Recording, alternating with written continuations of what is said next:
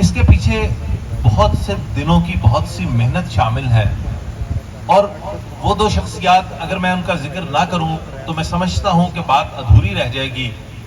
ایک تو جب میں بات کروں جم خانہ کلب کے بی او جی جناب یاسر صاحب کی، اور دوسری خواجہ یاسر صاحب کے ساتھ ساتھ خالد عبداللہ ملک صاحب کی جو سیکٹری ہیں، ان دونوں احباب کی محنت بھی آپ کے سامنے ہے، ان کے لیے بھرپور تالیاں ہونی چاہیے۔ اب میں جس شاعرہ کو دعوت کلام دینے جا رہا ہوں، نسائی جذبات کی ترجمانی کرتی ہیں، اپنے عہد کی خوبصورت ترجمان ہیں، آپ کی بھرپور تالیوں میں تشریف لاتی ہیں محترمہ ایمان کیسرانی۔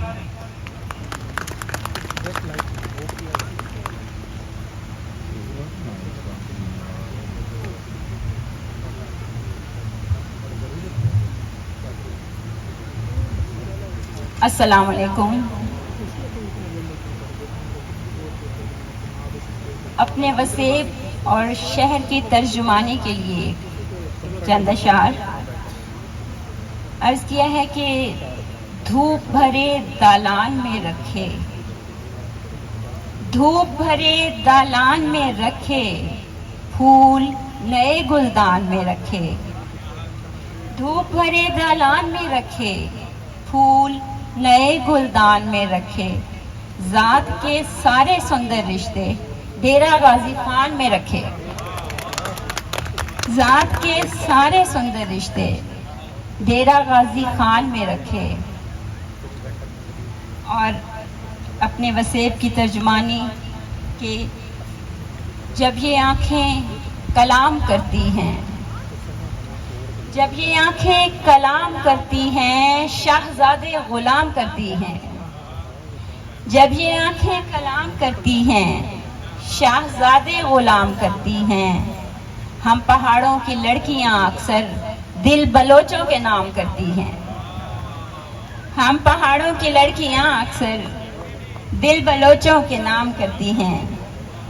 بہت شکریہ۔ اور دو اشعار اور کے خواب کے شہر میں بھونچال اتر آئے ہیں، خواب کے شہر میں بھونچال اتر آئے ہیں، کیا جب ہاتھ سے اس سال اتر آئے ہیں،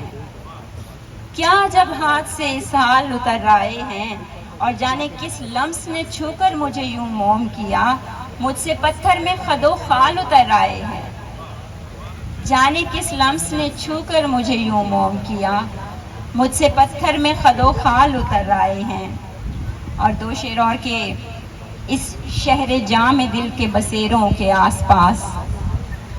اس شہر جام دل کے بسیروں کے آس پاس، پھر سے جلا چراغ اندھیروں کے آس پاس،